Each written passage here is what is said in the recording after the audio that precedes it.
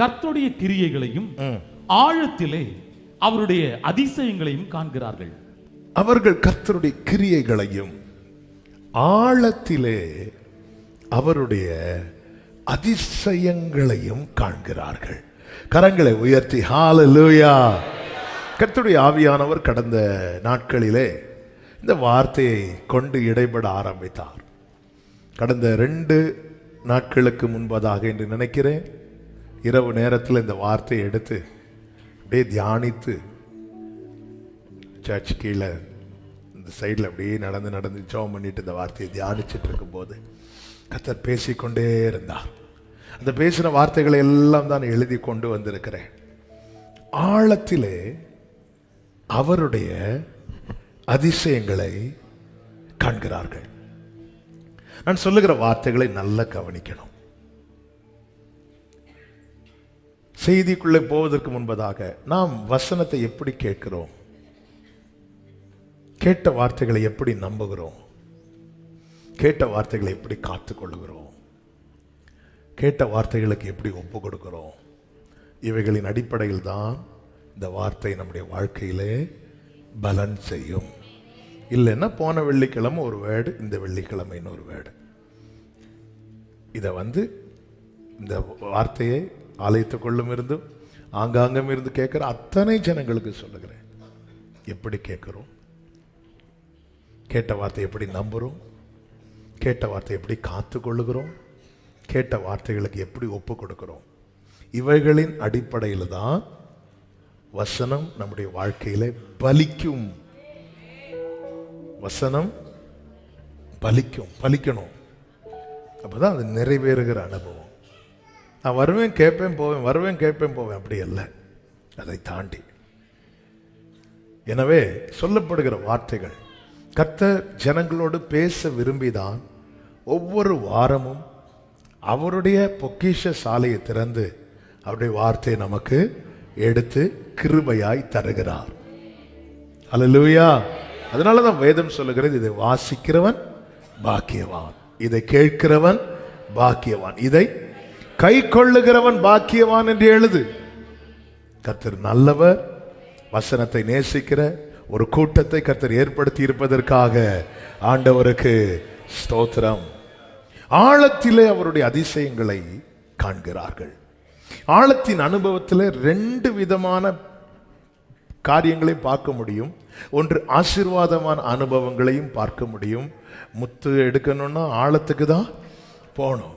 இன்னொன்று ஆபத்தான அனுபவத்தையும் ஆழம் தெரியாம காலை விடாத. அது ஒரு எச்சரிப்பை குறிக்கிற வார்த்தை, அது ஒரு ஆபத்தை குறிக்கிற காரியம். ஆழத்தின் அனுபவம் என்பது இப்படி 2 ஆங்கிள்லையும் நம்மால பார்க்க முடியும். நாம போய் மாட்டிக்கொள்ளுகிற ஆழத்தின் அனுபவம் என்பது அது மிகவும் ஆபத்தான அனுபவம். ஆனால் தேவன் சில நேரத்தில் நம்முடைய வாழ்க்கையில அனுமதிக்கிற காரியங்கள் அது மற்றவர்கள் பார்வையிலே ஆபத்தான அனுபவம் போல காணப்பட்டாலும் அது தேவ பிள்ளைகளுக்கு ஆசீர்வாதமான அனுபவமாக தான் மாறும். ஒரு ஆழத்திலே ஒரு ஆசீர்வாதம் உண்டாக வேண்டுமானால் அங்கே ஒரு அதிசயம் நடந்தால் மட்டுமே உண்டு. ஆமென் சொல்லுங்க பார்க்கலாம். ஏதோ ஒன்று சிலர் இருக்கிற சிச்சுவேஷன் என்பது அப்படிதான். இனி என் வாழ்க்கையில் ஒரு நன்மையை பார்க்க வேண்டுமானால், என் வாழ்க்கையில் ஒரு ஆசீர்வாதத்தை நான் காண வேண்டுமானால், என் வாழ்க்கையில் ஒரு அதிசயம் நடந்தால் மட்டுமே உண்டு. இப்படிப்பட்ட நிலையில் இருக்கிற அனுபவமே ஆழத்தின் அனுபவம். சங்கீதக்காரன் 42வது சங்கீதத்திலே தாவீது சந்தித்த பிரச்சனைகளை குறித்து பல சங்கீதங்களிலே நம்மால் பார்க்க முடியும். எல்லாமே பாட்டா பாடினாலும் அவருடைய வலியை தான் பாட்டா பாடி இருக்கிறார். ஹல்லேலூயா. ஆமென். உங்க பிரச்சனையை சொல்லுங்க கேட்டா வாயை திறந்து பாட ஆரம்பிச்சிருவார். நம்ம சாட்சியே புலம்பி தான் சொல்லுவோம், அவர் வலியே பாட்டா தான் பாடுறார். ஹல்லேலூயா. நம்ம சாட்சியே புலம்பி தான் சொல்லுவோம், கர்த்தர் என்னை காத்தார், பயங்கரமான குழியிலும் உளையான சேற்றில் வருது, தூக்கி எடுத்து நமக்கு அந்த சவுண்டு, அந்த இதை மட்டும் கேட்டா ஏதோ கண்மலையிலேருந்து இவங்களை தூக்கி குழியில போட்டது மாதிரி. ஆனா தாவீது அப்படி இல்லை, அவருடைய வலியே பாட்டா பாடுவார். ஹல்லேலூயா. அந்த இடத்துல தான் தாவீது ஒரு காரியத்தை மென்ஷன் பண்ணுகிறார். 42வது சங்கீதம் அதனுடைய 7வது வசனத்திலே, உமது மதகுகளின் இரைச்சலால் ஆழத்தை ஆழம் கூப்பிடுகிறது. தாவீதின் வாழ்க்கையிலிருந்து இந்த வார்த்தையை டச் பண்ணிட்டு அடுத்த பகுதிக்கு செல்ல விரும்புகிறேன். ஆண்டவரே, என் வாழ்க்கையில ஒரு பிரச்சனையை நான் சந்திக்கும் போது நான் நினைச்சேன், இதுதான் நான் சந்தித்ததிலேயே பெரிய பிரச்சனை நினைச்சு முடிக்கிறதுக்கு முன்னாடி ஆழம் அடுத்து வர பிரச்சனையை பார்த்தா இதை விட அந்த பிரச்சனை பரவாயில்ல. சில நேரத்தில் நான் என் வாழ்க்கையில சந்திக்கிற ப்ராப்ளத்தை நான் பார்க்கும்போது இதுதான் அர்த்தம். நான் சந்திக்கிற பிரச்சனையிலேயே இதே போல ஒரு பிரச்சனை. ஏங்க, ஒவ்வொரு தடவை பிரச்சனை வரும்போது, இந்த தடவை மழை வரும்போது என்ன சொன்னாங்க? கடந்த 46 ஆண்டுகள்ல இதே போல. திடீர்னு ஒரு புயல் அடிக்கும் போது என்ன சொல்லுவாங்க? கடந்த 10 ஆண்டுகளில் இதே போல. இது எப்பவுமே நம்ம வாழ்க்கையில எந்த இடத்துல தெரியுமா நம்ம திணறுகிறோம்? நம்ம தாவீது சிங்கத்தை ஃபேஸ் பண்ணும்போது, ஏங்க யாராவது சிங்கத்தை ஃபேஸ் பண்ணிருக்கீங்களா? யாராவது? ஒருத்தர். எல்லாம் அமைதியாட்டாங்க. இவன் கொண்டு போய் விட்டுருவாங்களோ கூட்டல? இல்ல. அவர் தாவீது சிங்கத்தை ஃபேஸ் பண்றாருன்னா அதுதானே ஆழம். சிங்கம் பிரச்சனை முடிஞ்சிட்டு திரும்பி பார்த்தா ஒரு ஆள் சிரிச்சிட்டு இருக்கிறாங்க. யார்? கரடி. அது முடிச்சு வந்து பார்த்தா கோலியாத்து நிக்கிறான். ஒரு பிரச்சனை முடியும் போது, ஒரு பிரச்சனை நம்ம இதுதான் லாஸ்ட், இதோட முடிஞ்சு நினைக்கும் போது ஆழம் கூப்பிடுகிறது. சொல்லிட்டு சொல்றார், உமது அலைகளும் உமது திரைகளும் எல்லாம் என் மேல் புரண்டு போயின. ஆண்டவரே, போன வருஷம் நான் நினைச்சிட்டேன், ஆமென் ஆண்டவரே, இந்த 2022 என் வாழ்க்கையில திரும்ப, சில சொல்லுவாங்க 2022, சிலர் கடந்த நாள் சில மாதங்களுக்கு முன்பதாக ஒருத்தர் ரொம்ப வேதனையில் இருந்துன்னா, ஒரு ஆக்சிடென்ட்ல ரொம்ப வேதனையில் இருந்து அவருடைய சாட்சி சொல்லும் போது அவர் சொன்ன ஒரு வார்த்தை, இது எல்லாருமே யூசுவலா பயன்படுத்துகிற வார்த்தைகள் தான். இந்த நிலை என் எதிரிக்கு கூட வந்துடக்கூடாது. நாம ஒரு பிரச்சனையை, இதுதான் பெரிய பிரச்சனை நினைச்சிட்டு அப்படி இருக்கும்போது அந்த பிரச்சனை முடிவதற்குள்ளாக அடுத்து ஒண்ணு வெட்டிக்கும் பாருங்க. சில சொல்லுவாங்க, ஜெபம் பண்ண வருவாங்க புது ஆண்டுல, என்ன எதுக்காக ஜெபம் பண்ணோம்? இந்த 2022 போல எனக்கு நான் இதுவரை சந்தித்த வருஷத்திலேயே நான் சந்தித்த பெரிய பிரச்சனையே 2022 அப்படி நீ வராம ஜெபம் பண்ணுங்க சொல்லிட்டு 23க்குள்ள வந்தா அப்படி வரல. ஆனா அந்த ஆழம் இன்னொரு ஆழத்தை கூப்பிட்டதும், ஐயோ இதுக்கு அந்த 2000 ஆழத்தை ஆழம் கூப்பிடுகிறது. ஒரு பிரச்சனை முடிவதற்கு அடுத்த பிரச்சனை. ஆமா, அப்படிதானங்க வாழ்க்கை போயிட்டு இருக்கு. எழும்பி வரலான்னு பார்த்தா இன்னும் ஆழம். ஆழத்துல போச்சுன்னா ஒண்ணுமே பண்ண முடியாது. முதல் காரியம் நம்ம கண்ணுக்கே தெரியாது. 2வது காரியம், குறிப்பிட்ட ஒரு இடத்தை இங்கதான் அப்படின்னு காட்ட முடியாது. 3வது காரியம், திரும்ப கிடைக்காது. தாவீதின் வாழ்க்கையில அலைகளும் திரைகளும் அவன் மேல் புரண்டு ஓடும்போது அந்த பிரச்சனை எப்படி போயிட்டு இருக்கு? நான் இன்னும் ஆழமா தான் போயிட்டே இருக்கிறேன் ஆண்டவரே. ஆழத்தை நான் நினைச்சேன், இந்த துன்பம் என்கிற சமுத்திரத்தில், இடுக்கம் என்கிற சமுத்திரத்தில் இதுதான் கடைசி, இதுதான் ஆழம்னு பார்த்தா இன்னும் போயிட்டே இருக்கு. ஹல்லேலூயா, ஆமென், ஹல்லேலூயா. நல்ல கவனமா கேளுங்க.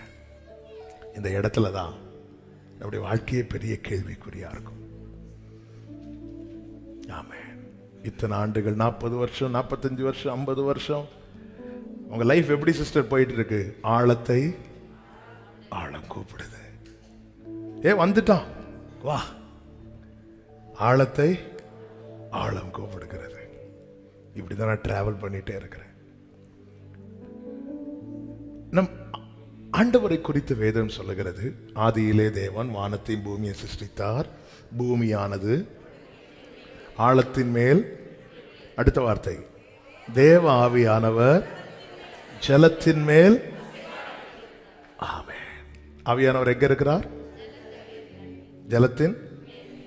அப்ப இந்த ஒரு வசனத்தை மட்டும் பார்த்தா நமக்கு என்ன கேட்க தோணும்? உங்களுக்கு என்ன ஆண்டவர், நீங்க மேல இருந்து அசைவாடிட்டு இருக்கிறீங்க, நான் தானே உள்ளதானே மாட்டி இருக்கிறேன். ஆமென். ஹல்லேலூயா. உங்களுக்கு அதாவது நம்ம பல நேரத்தில் நம்ம என்ன நினைக்கிறோம்னா, ஆண்டவருக்கு நம்முடைய மேலோட்டம் மட்டும்தான் தெரியும்னு நினைக்கிறோம். யோபு இப்படிதான் புலம்ப ஆரம்பிச்சிட்டார். நான் அவர்கிட்ட வழக்காடுவேன், நான் கேட்பேன். ஆமென். நான் யாரையாவது தப்பா பார்த்ததுண்டா, கேட்டதுண்டா? ஏன்னா வலி தாங்க முடியல. சொல்றேன், நான் அவரை தேடுறேன், அவரை காணல. இடதுபுறத்தில் கிரியை செய்தும் காணாதபடிக்கு அவர் ஒளித்திருக்கிறார். என்ன நான் கேட்பேன் அவர்கிட்ட. ஆமென். நமக்கு தெரிந்தது என்ன? அவர் ஜலத்தின் மேல அசைவாடிட்டு இருக்கிறார். உங்களுக்கு மேலோட்டம், நீங்க மேல ஜாலியா இருந்து பார்த்துட்டு இருக்கிறீங்க. ஏன் பிரச்சனை? நான் தானே ஆழத்தில் இருக்கிறேன். ஆழத்தை ஆழங்கோ. போன வருஷம் இந்த பிரச்சனை விட நான் இந்த வருஷம் சந்திக்கிற பிரச்சனை ரொம்ப மோசமா இருக்கு. நான் இதுதான் அர்த்தம், இதுதான் கடைசி. நான் சந்தித்த பிரச்சனையிலேயே இப்படி ஒரு ஆழத்தை நான் பார்க்கவே நினைக்கும் போது அங்கிருந்து யோபுவை கர்த்தர் நோக்கி கூப்பிட்டு பேசும்போது ஒரு வார்த்தை சொல்லுகிறார் பாருங்கள். யோபுவின் புஸ்தகம் 38வது அதிகாரம் அதனுடைய 16வது வசனம். பூமி முத்திரை 1 வாசிங்க. அப்பொழுது கர்த்தர் பெருங்காற்றிலிருந்து யோபுவுக்கு உத்தரவாக நிறைய பேசிட்டு 16வது வசனத்துல என்ன சொல்லுகிறார்? நீ சமுத்திரத்தின் அடித்தளங்கள் மட்டும் புகுந்து ஆழத்தின் அடியில் உலாவினது உண்ட. கைகளை உயர்த்தி ஆமென் சொல்லுங்க பார்க்கலாம். நமக்கு இது சொல்லப்பட்டது என்ன? அவர் ஜலத்தின் மேல். இங்க யோபு ஒரு வழியில், ஒரு பெரிய ஆழத்தின் அனுபவத்தில் அவன் துடிச்சிட்டு இருக்கும் போது கர்த்தர் பேசுகிறார், நீ சமுத்திரத்தின் அடித்தளங்கள் மட்டும் புகுந்து ஆழத்தின் அடியில் உலாவினது உண்டோ? என்னது அர்த்தம்? அந்த 2 வசனத்தையும் சேர்த்து வச்சு சொல்லுகிறேன். ஆதியாகமம் 1:2, யோபு 38:16. என் ஆண்டவருக்கு என் பிரச்சனை மேலோட்டமாக மாத்திரமல்ல, என் பிரச்சனையின் ஆழத்தையும் அவர் அறிந்திருக்கிறார். இது எங்கிருந்து ஆரம்பித்தது, என்ன செஞ்சா இதுக்கு முடிவு கட்ட முடியும் என்பதை அறிந்திருக்கிறவர் என் ஆண்டவராயிருக்கிறார். ஹல்லேலூயா. எனவேதான் மோசேயை பார்த்து கர்த்தர் சொல்லுகிறார் யாத்திராகமம் 3:7, என் ஜனத்தின் உபத்திரவத்தை நான் பார்த்து ஆளோட்டிகள் நிமித்தம் அவர்கள் இடுகிற கூக்குரலை ஆமென் கேட்கவே. கூக்குரல் போட்டா கேட்கும். கூக்குரல் போடுறாங்க. கர்த்தர் என்ன சொல்றார் தெரியுமா? ஆளோட்டிகள். அப்ப எதனால இவன் கூக்குரல் இடுகிறான்? அவர் ஆழத்தில் உலாவுகிறவர். அவர் ஜலத்தின் மேல் அசைவாடுகிறவர் மாத்திரமல்ல, அவர் ஆழத்திலும் உலாவுகிற தேவன். சிம்பிளா சொல்லணும், என்னோட A to Z தெரியும்.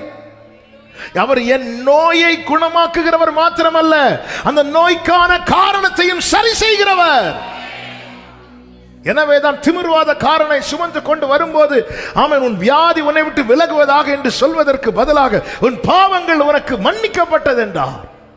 எல்லாரும் நோய் குணமாகும் பார்த்துட்டு இருக்கும்போது அந்த நோய் எதனால வந்தது என்று கர்த்தர் பார்க்கிறார். காரணம், அவர் ஆழத்தில் உலாவுகிற தேவனாய் இருக்கிறார். ஏன் பிரச்சனை, ஏன் வலி? இந்த உலகத்துக்கு என்னை சூழ்ந்திருக்கிறவர்களுக்கு மேலோட்டமா மட்டும்தான் தெரியும். ஆமா, நான் அழுதால் மட்டும்தான் எனக்கு வலி இருக்குன்னு மற்றவர்களுக்கு தெரியும். ஆனால் என்னுடைய அந்தரங்கத்தையும் என் வாழ்க்கையின் ஆழத்தையும் அறிந்திருக்கிற ஒரு தேவன் எனக்கு இருக்கிறார் என்று சொல்லுகிறவர்கள் நல்ல கரங்களை தட்டி ஹல்லேலூயா. ஆமென்.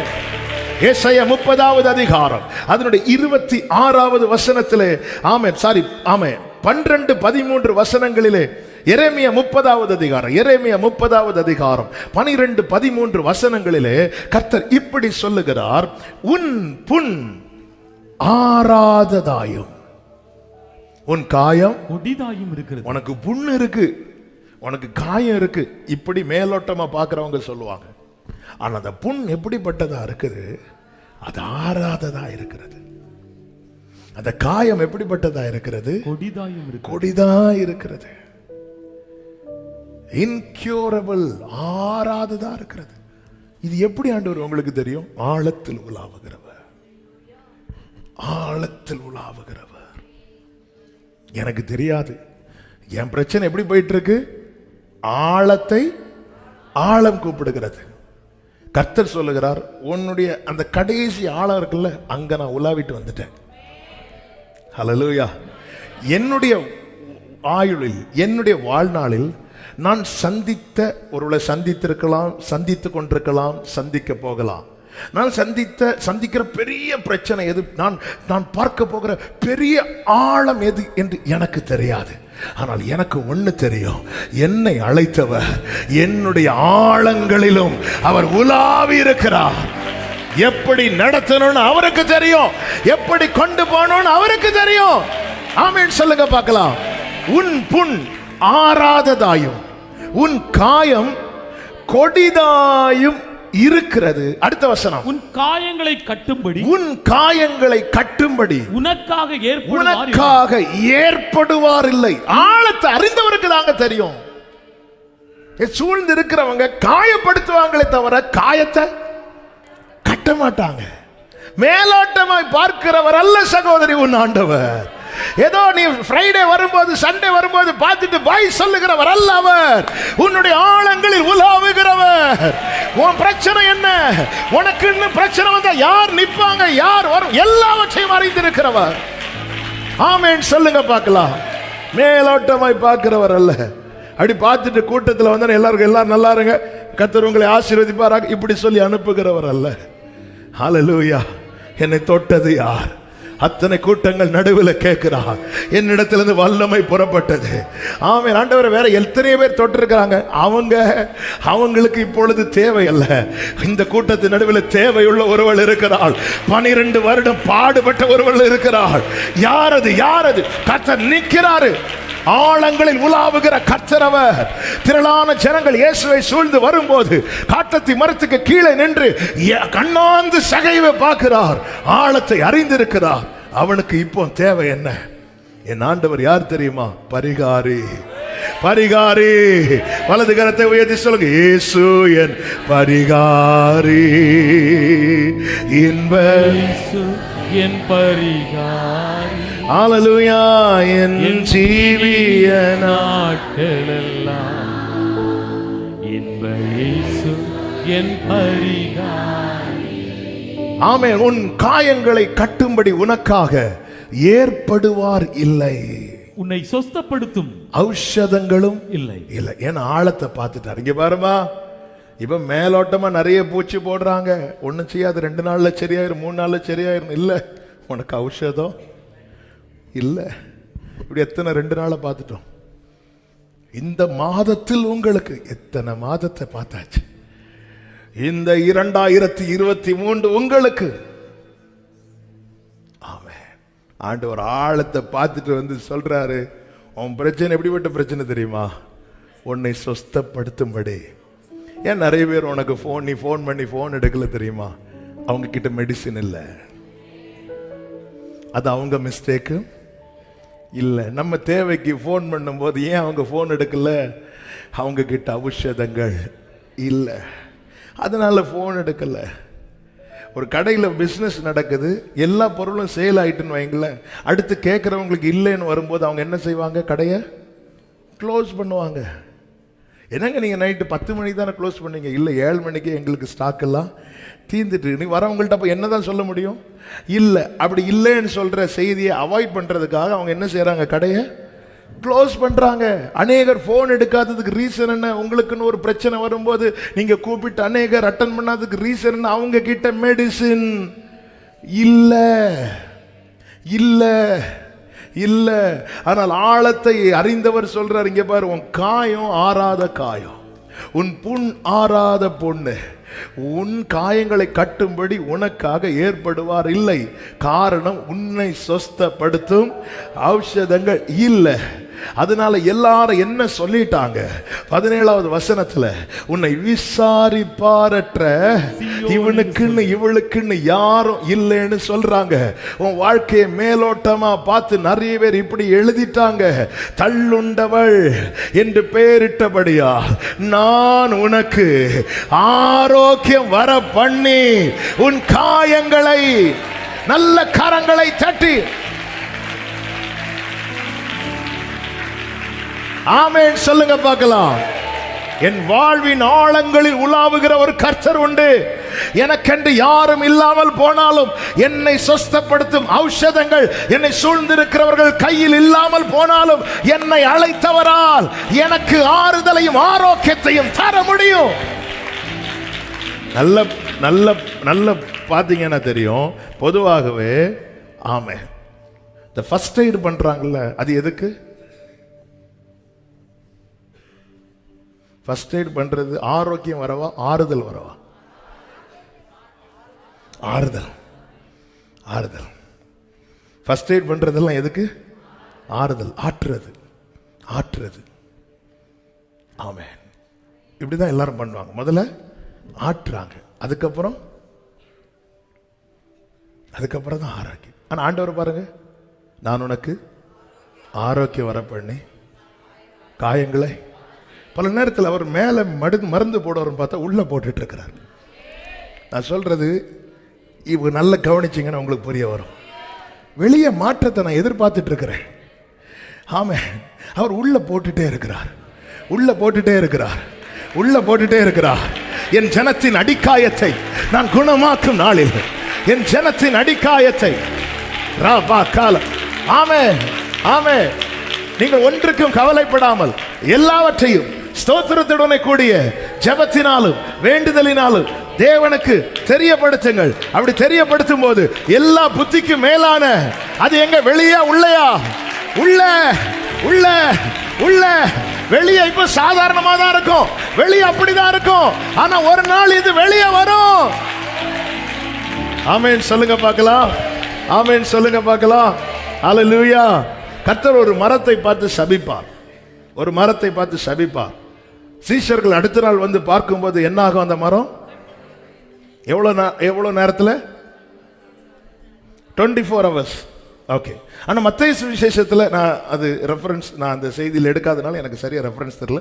நீங்கள் வீட்டில் போய் பார்த்துக்கோங்க. மத்தேயு சுவிசேஷத்தில் அவர் சபிக்கும் போது உடனே பட்டு போயிட்டு இருக்கும். ஆமென். ஆனால் இன்னொரு சுவிசேஷத்தில் இருக்கும் அடுத்த நாள். மத்திய சுவிசேஷத்தில், மார்க் சுவிசேஷத்தில் தெரியல. இந்த சமூகம் 2-3 இடத்துல எழுதப்பட்டிருக்கும். ஒரு சுவிசேஷத்தில் இருக்கும் அடுத்த நாள் அது பட்டு போயிட்டு, மத்தேயுவில் இருக்கும் உடனே.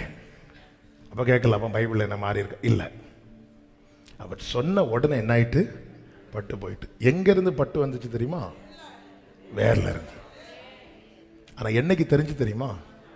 மறுநாள் தெரிஞ்சுது. ஒரு பட்டு போக பண்ற காரியத்தை அவர் வேற படிப்பார்னா என் பிரச்சனையை குணமாக்க அவருக்கு தெரியும்.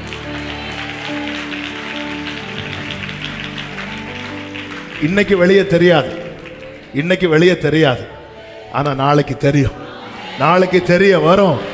எப்படி சொல்றீங்க? என் ஆழத்தில் உலாவுகிற கர்த்தர் அவர், என் ஆழத்தில் உலாவுகிற கர்த்தர் அவர். ஆமென் சொல்லுங்க, நல்ல சத்தம் ஆமென் சொல்லுங்க பார்க்கலாம். ஹalleluya. சங்கீதம் 68:23 இப்படி கர்த்தர் சொல்லுகிறார், என்னுடைய ஜனத்தை சமுத்திரத்தின் ஆழங்களில் இருந்தும் ஆமென் திரும்ப அழைத்து வருவேன் என்று ஆண்டவர் சொன்னார். கைகளை உயர்த்தி ஆமென் சொல்லுங்க பார்க்கலாம். ஹalleluya.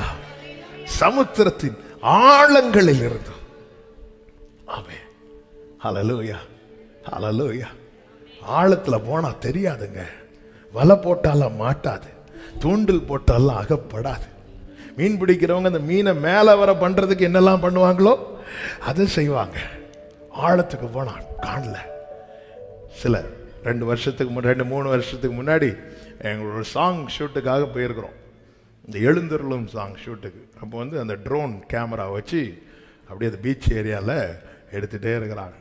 அப்படி எடுத்துகிட்டு இருக்கும்போது நாங்கள் பார்த்துட்டே இருக்கிறோம். அது அப்படியே போயிட்டு அப்படி பீச் அழகாக அந்த ஷாட் வந்துகிட்டே இருக்கு.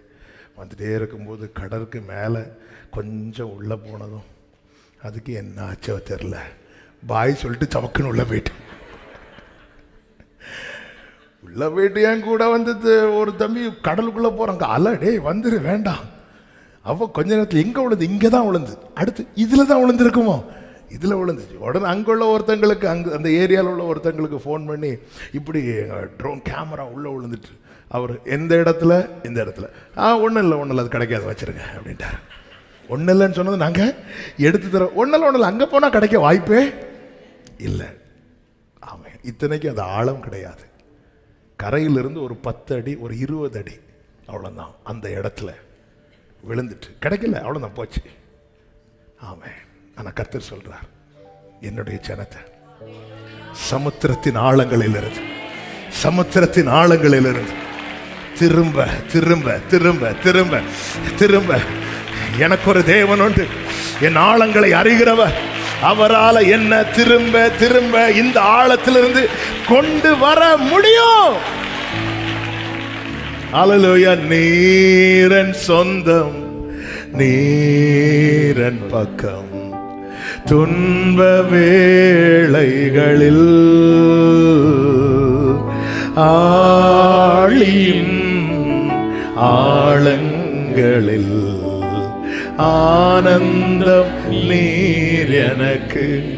அவன் ஆழியின் ஆழங்களில் ஆனந்தம். ஹல்லேலூயா. நீரன் சொந்தம், நீரன் பக்கம், துன்ப நேரங்களில். கைகளை உயர்த்தி இந்த வார்த்தையை சொல்லுங்க. ஆழியின் ஆழங்களில் ஆனந்தம் நீர் எனக்கு. சூரை செடியின் கீழிலும் சமூகம் தேற்றுமே. நீரன் சொந்தம், நீரன் பக்கம், துன்ப வேளைகளில். ஹல்லேலூயா. நான் உனக்கு ஆரோக்கிய வரம் பண்ணி வேற பிடிக்கிறார் உள்ள என் ஜனத்தின் அடிக்காயத்தை. எரேமியா 30:26 இருக்கிற என் ஜனத்தின் அடிக்காயத்தை நான் குணமாக்கும் நாளிலே. சில முறிவுகள் என்பது ஆழத்தில், அதை கண்டுபிடிக்கிற மெஷினை மனுஷன் இன்னும் கண்டுபிடிக்கவே இல்லை. அதை அறிந்து, அதனாலதான் எல்லாமே நார்மல், ஆளு மட்டும் அப்நார்மல். ஸ்கேன் பண்ணி பார்த்தா நார்மல், எல்லாமே நார்மல், ஆனாலும் ஆளு அதே. உடனே பார்ப்பாங்க, சரி இருக்கிற மெடிசின்லாம் இதை செக் பண்ணி பாருங்க, இதை போட்டு பாருங்க, அதை போட்டு பாருங்க, இந்த டேப்லெட்டை போட்டு பாருங்க, குறைஞ்சிரும். அடுத்த நாள் வந்து பார்த்து குறைஞ்சுதான். ஆமா, டேப்லெட் எல்லாம் குறைஞ்சிட்டு, வலி இன்னும் குறையவே இல்லை. ஆமாம். ஏன்னா அந்த ஆழத்தில் ஏற்பட்ட முறிவை அறிந்து கொள்ளத்தக்க வல்லமை எந்த மனுஷங்கிட்டையும் கிடையாது. ஹல்லேலூயா. தனக்கு தினம் திராட்சரசம் பரிமாறுகிற நெகேமியாவுக்கு உள்ளே இருக்கிற துக்கத்தையே அந்த ராஜா, அது அர்த்தசஷ்ட ராஜா, அர்த்தசஷ்ட ராஜாவால கண்டுபிடிக்க முடியுமானா, டெய்லி அவர் சமூகத்தில் ஆராதிக்க வருகிற, அவரை துதிக்க வருகிற, அவரை தொழுது கொள்ள வருகிற அன்பு சகோதரா சகோதரி, உன் வேதனை, உன் கண்ணீர், உன் பாரம், உன் காயம் அவர் அறியாமல் இருப்பாரோ? ஹல்லேலூயா.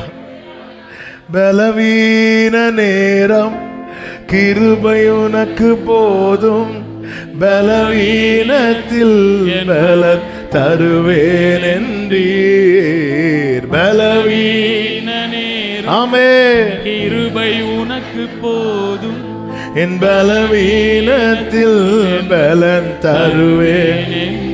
கைகளை உயர்த்தி, நிழல் போல என் வாழ்வில் வருபவரே, க்ளோரி, விலகாமல் துணை நின்று காப்பவரே, நிழல் போல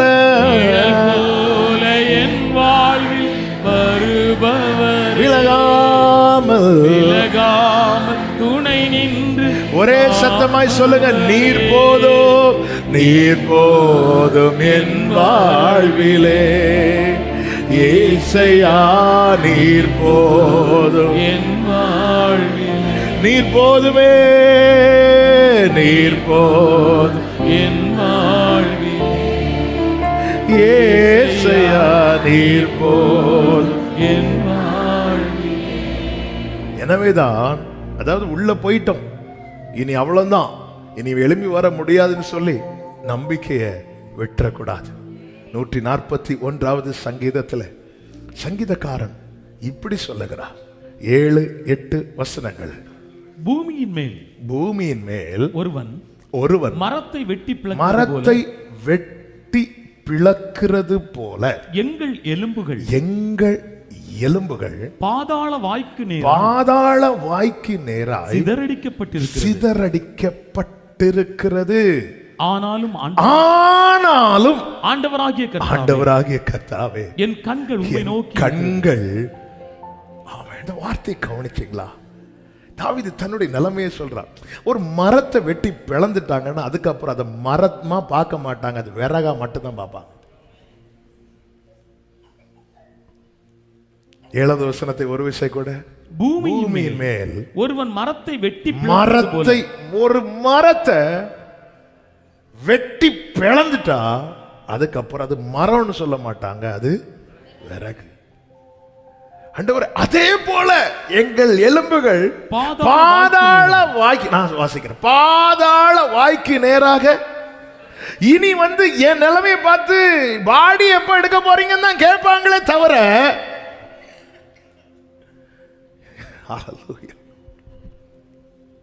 ஆமென், அப்படிப்பட்ட நிலையில தாவீது சொல்லுகிறார், ஆனாலும் ஆண்டவராகிய கர்த்தாவே, என் கண்கள் உம்மை நோக்கி இருக்கிறது. ஆமென், ஆமென். ஏன் தாவீதே இன்னும் ஏன் நம்புறீங்க? என் ஆழத்தை அறிந்திருக்கிறவர், என் ஆழத்தை இந்த பகல் வேளையில ஆமென், எத்தனை பேர் நம்பி சொல்றீங்க? ஆழத்தை ஆழம் கூப்பிடுகிற அனுபவத்துல தான் என் வாழ்க்கை ஓடிக்கொண்டிருக்கிறது, உண்மைதான். ஆனால் அவர் என்னை அவருடைய ஜனமாக்கி இருக்கிறார். இந்த ஆழத்திலிருந்து என்னை அழைத்து கொண்டு வருவார். நம்புறவங்க மாத்திரம் கரங்களை தட்டி ஆண்டவருக்கு மகிமை. ஆமென். ஒருவன் மரத்தை வெட்டி பிளக்கிறது போலதான், ஆமென், ஹல்லேலூயா, வாழ்க்கை காணப்பட்டாலும் இந்த ஆழத்திலிருந்து நான் நம்பி இருக்கிறவர், நான் சார்ந்திருக்கிறவர் என்னை திரும்ப கொண்டு வருவார், என்னை மீண்டும் கொண்டு வருவார். ஹல்லேலூயா, ஹல்லேலூயா, ஹல்லேலூயா, ஹல்லேலூயா. கர்த்தர் எவ்வளவு நல்லவர். இந்த நாளிலே எத்தனை பேரை நோக்கி இந்த வார்த்தை வருதுன்னு எனக்கு தெரியல. எத்தனை பேர் இந்த வார்த்தையை எடுத்துக்கொள்றீங்கன்னு தெரியல. ஆமென். சில உள்ளங்களோடு கர்த்தர் தீர்க்க தரிசனமா பேசிக்கொண்டிருப்பதை நான் என் ஆவியில உணர்ந்ததுனாலதான் எனக்கு அடுத்த வார்த்தைக்கு நேரம் ஜம்ப் பண்ண முடியாம நின்று. ஹல்லேலூயா.